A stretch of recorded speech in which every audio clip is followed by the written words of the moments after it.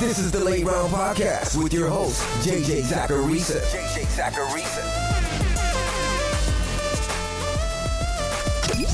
What's up, everyone? It's JJ Zacharisa, the editor-in-chief at FanDuel and at NumberFire.com, and this is episode 590 of the Late Round Podcast, so many shows that are part of the FanDuel Podcast Network. Thanks for tuning in. Don't forget about this week's FanDuel Podcast Network Listener League. Check out FanDuel.com/league/Listener League to join. It's a rake-free contest that costs $5 to enter and has $1,500 in prizes. You can enter up to 3 lineups of the contest. Again, that's FanDuel.com/league/Listener League to join. Eligibility restrictions apply. Go to FanDuel.com or download the FanDuel app for more details. It's a mailbag show. Let's get to these questions. Let's kick things off this week with a question from @SpokesandBeer that says, given your preseason strategy on drafting running backs in ambiguous situations, how has it worked this year? Is this year an outlier, or did you learn anything new in 2021 that you will use to update your process? I also got one from @JASVets that asks, with this year's injury bug, how do you feel the handcuffing discussion will go during next draft season? Now, I wanted to combine these two questions because I think that there's a lot of overlap. If I were to really dumb down my running back strategy when drafting, and this is based on analysis, it's not just me saying things, but if I were to dumb down the running back strategy, it would be the following. Draft running backs early or wait until the later single-digit rounds to get them. Avoid the dead zone. And when you're targeting players in those single-digit rounds, largely go after running backs in ambiguous backfields. Don't draft RB2s in those single-digit rounds who have RB1 teammates that are drafted early.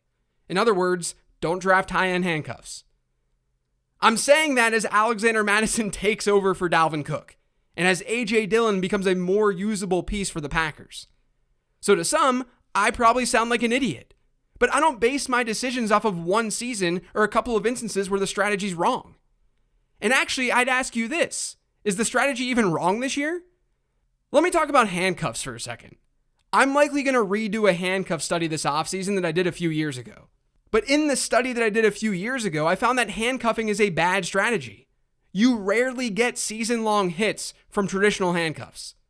And not only do we often think handcuffs produce better than they actually do, but a lot of times, we don't even know who the handcuff is. On top of that, high-end running back injuries don't always happen early in the season. The median injury timeline was around week 9 when I did that study, which means you're holding on to someone who's not doing anything for your roster for 9 weeks. This is why a lot of leagues had Alexander Mattison on the waiver wire this past week. This is why the Dalvin Cook manager in a lot of cases wasn't even the one with Mattison. Because people drop those players when injuries don't happen early in the season. The other thing we often don't think about when talking handcuffs is opportunity cost. Numbers show that the best middle round breakouts are indeed players who come from ambiguous backfields. They're running backs whose RB1 isn't drafted high, or they're the running backs who are the RB1s on their team. They just don't have a high ADP. Take a look at the best running backs in fantasy football this year on a points per game basis. Derrick Henry, Jonathan Taylor, Austin Eckler, Alvin Kamara, Joe Mixon, Najee Harris, and Christian McCaffrey were all early round picks. The players who entered the discussion this year who were drafted later were Cordarrelle Patterson, ambiguous backfield, Leonard Fournette, ambiguous backfield, Darrell Henderson, ambiguous backfield, especially after they got Sony Michel, James Conner, ambiguous backfield, Elijah Mitchell, ambiguous backfield, Michael Carter, ambiguous backfield. The only player in the top 20 in points per game who wasn't in an ambiguous backfield and was drafted outside the top rounds is Kareem Hunt. And he, number one, needed a lot of touchdown fortune to get there, but number two, we also know that his situation, even entering the season, was different. And yes, I'm looking at points per game here. It doesn't tell you what happens when these players are strictly starters. But by only looking at when Alexander Mattison gets the nod or when A.J. Dillon is a starter, if you only look at that, you're not really analyzing what's going on throughout the whole season. You're missing out on the fact that those guys, specifically Mattison, aren't usable without an injury. No one is arguing that they can be usable. They absolutely can. I'm arguing that your hit rates across an entire season are much smaller, and that there's still a cost of holding a dead asset on your bench. Now, I should add, I think it was a pretty average to below average year for the ambiguous RB1 theory, which is different from the high-level approach of drafting from ambiguous backfields. It's basically a subset of the ambiguous backfields thing. But the approach is and always has been to go after these backfields without clear-cut RB1s, first and foremost. It seems so obvious when you phrase it that way, but it really shows up when looking at results. And it plays into why you should avoid dead zone running backs and target these middle to late round picks that are in these ambiguous backfields. You should not have been drafting Mike Davis this year. People weren't sitting back and saying, oh, just go get Cordero Patterson. But we were looking at ADP data and we were looking at his profile and saying Mike Davis looks like a trap. And you can spot these backfields and increase your odds of hitting on a player from those backfields. And the same goes with Elijah Mitchell. A lot of people were drafting Trey Sermon. A lot of people were drafting Raheem Mostert. And Elijah Mitchell ended up being the one to emerge. But if you understand that these are the backfields that you should target, then you're going to have an edge on your league mates in getting these players and potentially getting these players. It's about probability. Now, to the question about how the handcuffing discussion will change, I think it's definitely going to change because fantasy football managers are insanely reactive to this kind of thing. We always overemphasize the things that happened in one season as opposed to just looking at the bigger picture. And that brings me to the next question. This next one's from @Zman19895. With the amount of injuries to running backs this year, do you see wide receivers getting pushed up more next year? Would this change your overall draft strategy? I know you have always been a hero RB proponent in terms of structure. This question plays into the previous one, but it needs to be stated. We've done this before. We've been in this situation. If you look back at historical average draft position data, anytime there's a good season for early round running backs, it's followed up by a season where running backs get drafted higher. When early round running backs aren't good, the opposite happens. Again, this is something where data analysis can really drive home the point. And I'll do that over the offseason, I promise. But your strategy should not drastically change year over year in fantasy football. It can change and you can look at things differently, but this is typically your chance to find an edge in being contrarian. I mean, we even saw that this season to some degree. It's just that so many early round players ended up sucking, not just running backs, not just wide receivers.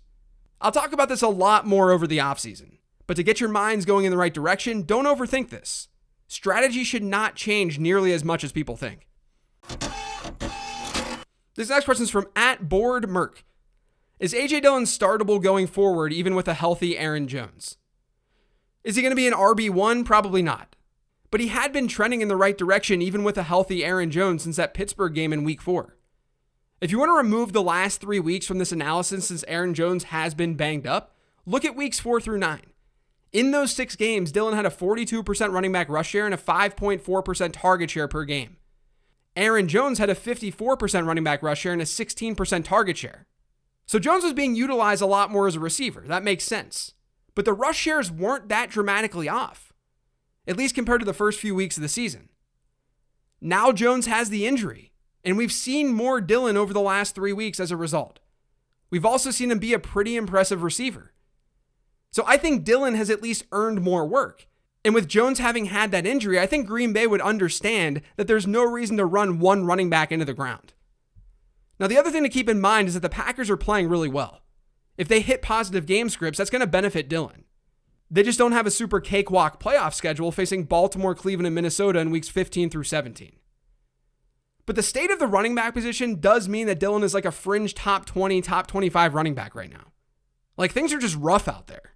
But as we've seen, he's obviously got upside if Aaron Jones gets hurt.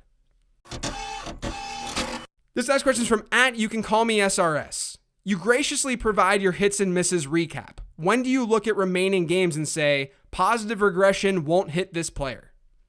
So let's first ask ourselves why we care about regression. Well, we care because it's real.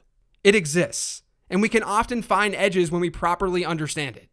If a player is playing poorly, but he has good peripherals, we should expect that player to produce a little bit better moving forward.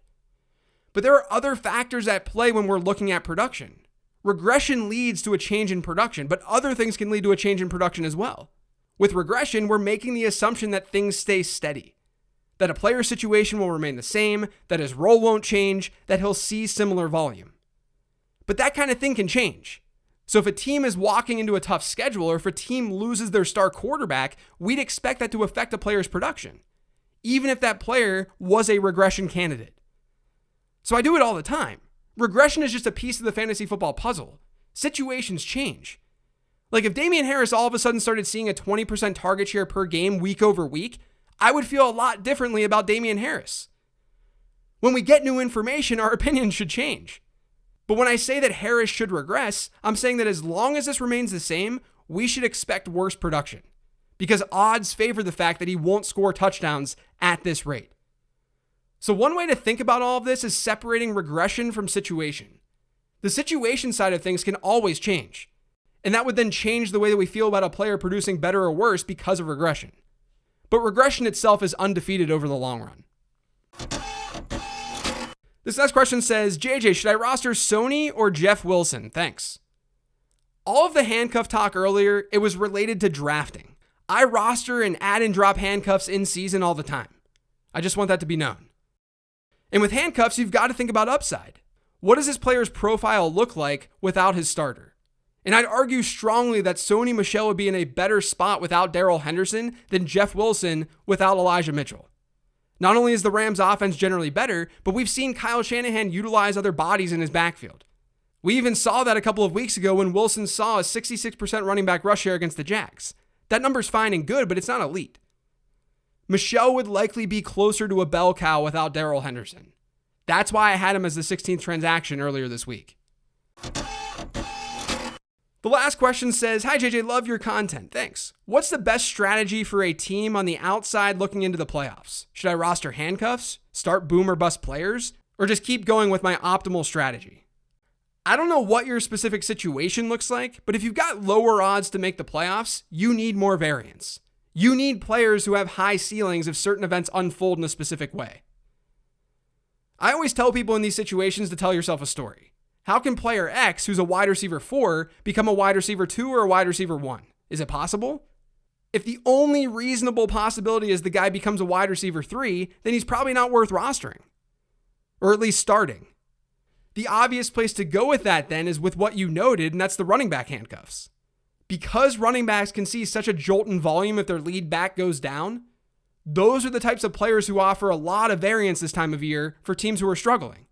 But I'd also say that most teams should be rostering those guys, because we all need high upside. No team is perfect. So tell yourself a story about each player. It's really helpful when determining someone's floor to ceiling combo. That's going to do it for today's show, though. Thanks to all of you for listening. If you've yet to subscribe to the Late Round Podcast, make sure you are by searching for it pretty much anywhere podcasts can be found. And don't forget to follow me on Twitter @LateRoundQB. Thanks for listening, everyone. I really appreciate it. Enjoy week 13. I'll talk to you next week.